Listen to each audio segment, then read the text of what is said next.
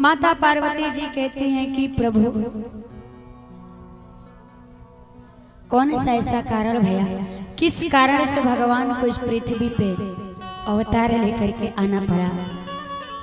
भगवान शंकर ने कहा कि देवी राम जन्म के हेतु अनेका परम विचित्र एक ते का।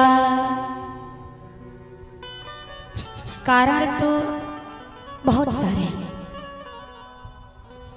अद्भुत कारण, परंतु अगर सारे कारणों को मैं सुनाऊंगा तो समय लग जाएगा।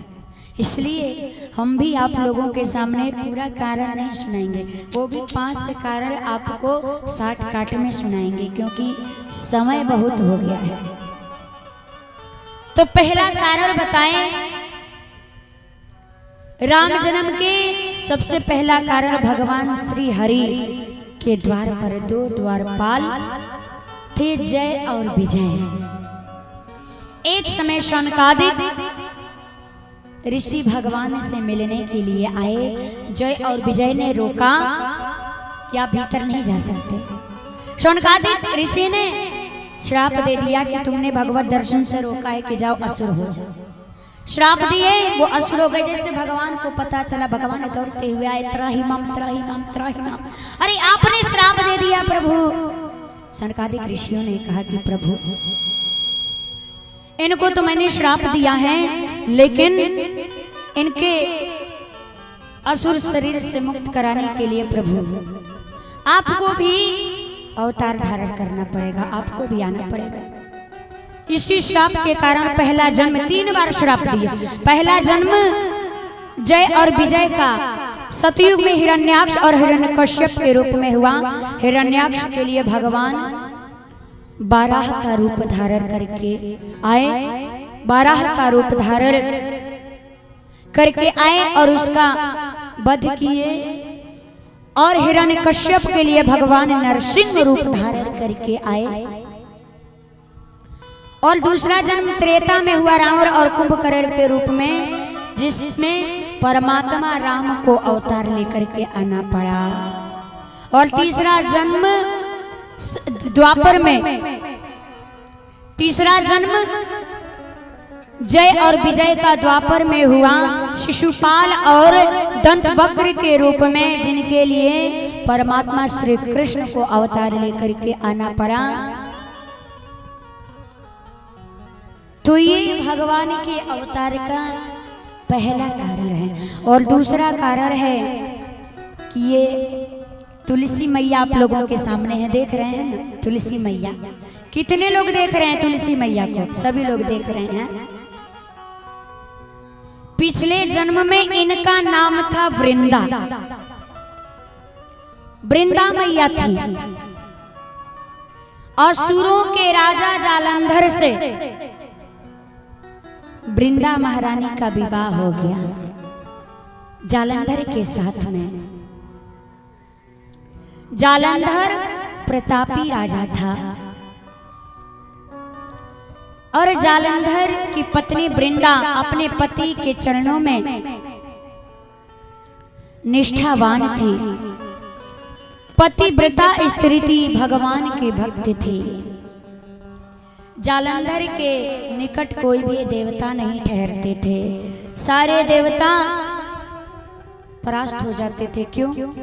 क्योंकि जालंधर सतीत्व का कवच पहन करके रखा था, सतीत्व का कवच धारण करके रखा था। सारे देवता भगवान के पास पहुंचे, श्री हरि के पास। भगवान ने कहा जाइए आप लोग युद्ध करिए। और ललकारा जालंधर को। जालंधर ने युद्ध की ललकार सुन करके वहां पहुंचा। वृंदा ने कहा प्रभु जब तक आप युद्ध से वापस नहीं आ जाएंगे तब तक हम पूजा छोड़ करके उठने वाले नहीं हैं, तब तक मैं पूजा पे बैठी ही रहूंगी। वृंदा जी पूजा में बैठ गई, जालंधर चला गया युद्ध में। और जैसे ही युद्ध में गया, इधर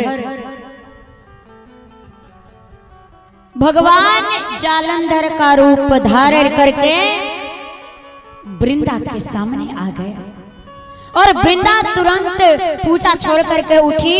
और जैसे ही वृंदा पूजा छोड़ करके उठी तब तक उसी समय जालंधर का कटा हुआ सिर वृंदा के सामने आकर के गिरा।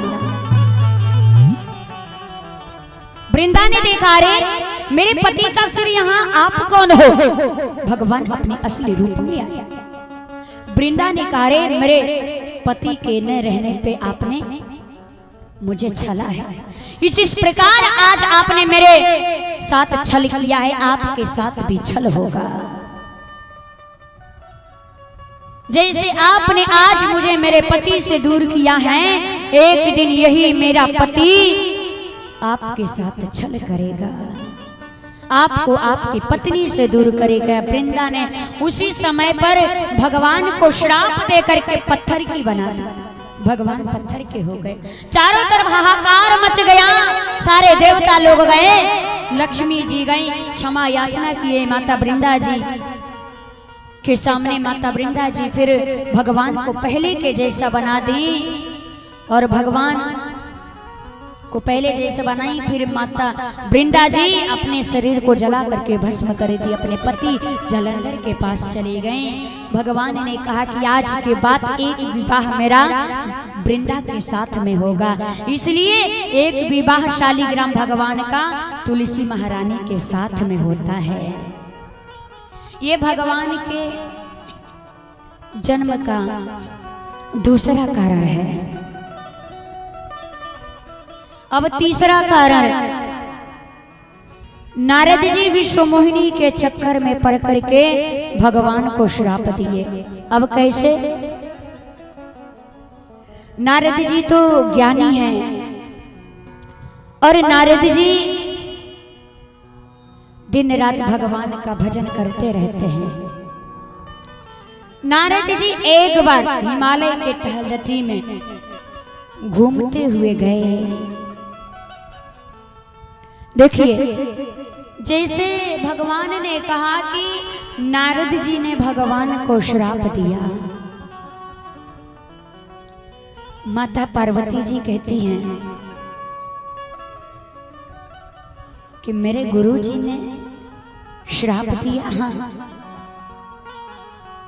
अब सोचिए नारद जी श्राप क्यों देंगे?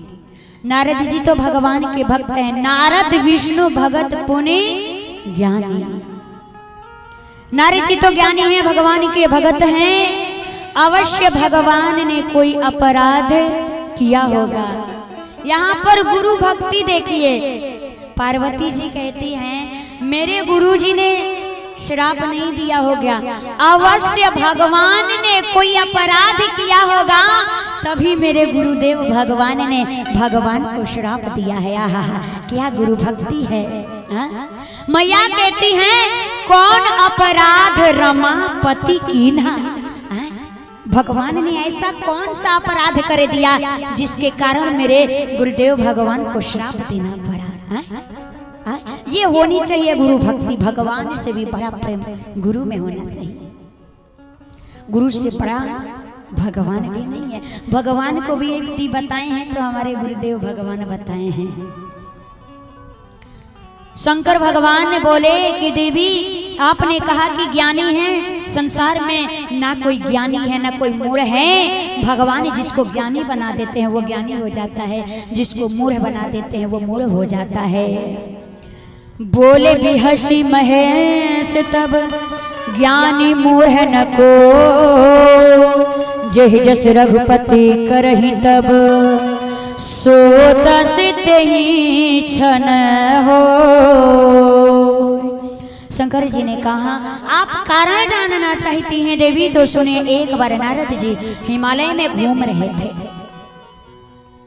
और एक आश्रम देखे और उनका मन वहीं रम गया, क्योंकि नारद जी को श्राप मिला था कि वो एक घड़ी से ज्यादा कहीं टिकेंगे नहीं। दक्ष प्रजापति के जितने भी पुत्र होते थे वो अपने भजन के सत्संग के प्रभाव से सबको बाबा बना देते थे।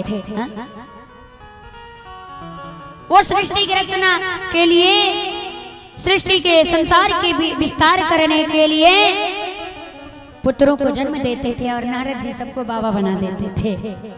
तो दक्ष प्रजापति ने श्राप दे दिया कि जाओ एक घड़ी से अधिक कभी टिकोगे नहीं।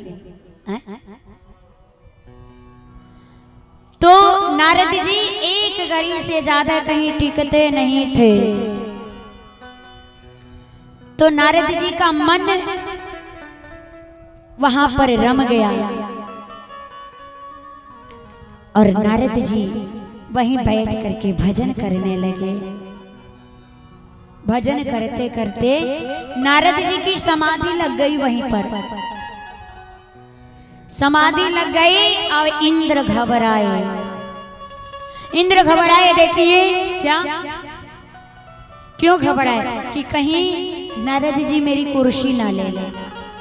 यहां से लेकर के और वहां तक कुर्सी का ही मार है कि नहीं?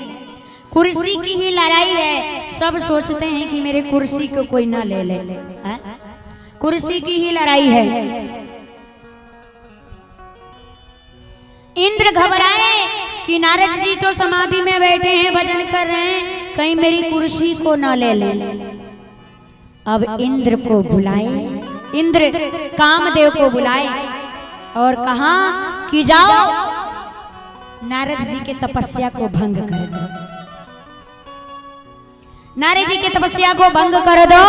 कामदेव आए और पूरे प्रभाव का विस्तार किया। काम कला कछु मुनि ही न व्यापी, निज भय डर मनोभाव पापी। काम का प्रभाव कोई काम नहीं किया। कामदेव का कोई प्रभाव जब प्रभाव काम नहीं किया तो कामदेव स्वयं डर गए। अब आप बताओ नारद जी पे प्रभाव क्यों नहीं पड़ा? नारद जी पे प्रभाव क्यों नहीं पड़ा? उसका उत्तर है सीम की चाप सकई को तासु अबरे रखवार रमापति जासु। जिसकी रक्षा स्वयं भगवान करते हैं ना, उसका कोई कुछ बिगाड़ नहीं सकता है। बशर्ते राम जी पे भरोसा रखिए, आनंद में रहिएगा और राम जी का भजन करिएगा ना तो कोई कुछ बिगाड़ने वाला नहीं है। सीताराम सीताराम सीताराम गाए जा, राम जी के चरणों में मौज मनाए जा। राम गाए जा, राम जी के चरणों में